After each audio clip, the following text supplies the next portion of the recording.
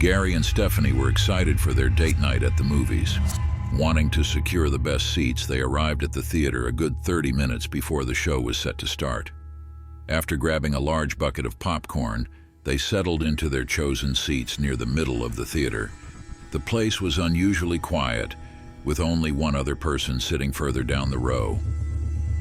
As they waited for the movie to begin, Gary noticed that even the previews seemed muted, lacking the usual booming sound that accompanied them. He glanced around, feeling a sense of unease settling over him.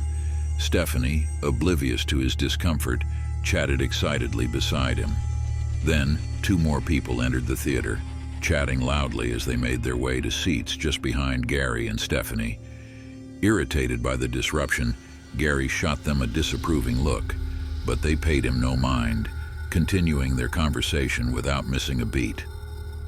5 minutes later, a family of 4 arrived, the parents accompanied by their 2 rowdy teenagers. Gary sighed inwardly, bracing himself for even more noise.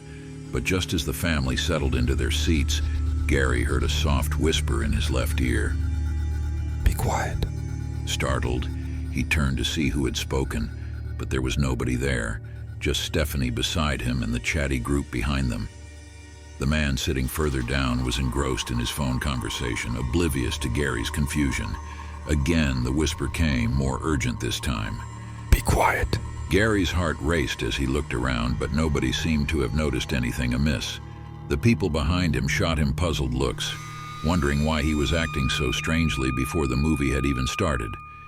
Then, in a blink of an eye, the man on the phone disappeared into thin air, leaving behind nothing but an empty seat.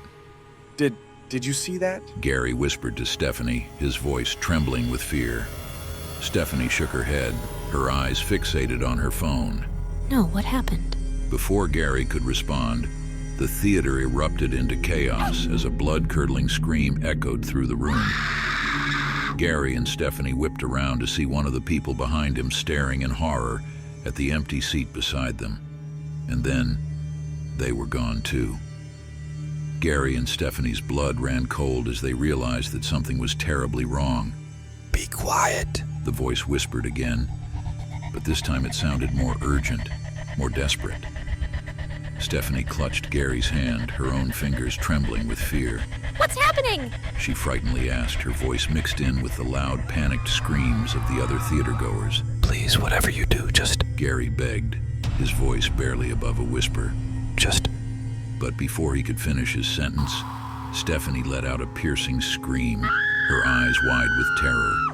And then, in an instant, she was gone, leaving Gary alone in the suddenly empty theater. "Be quiet," the voice whispered once more, but this time it was accompanied by a sense of finality. With a sinking feeling in the pit of his stomach, Gary realized what he had to do. Clutching Stephanie's empty seat beside him, he closed his eyes and prayed for silence.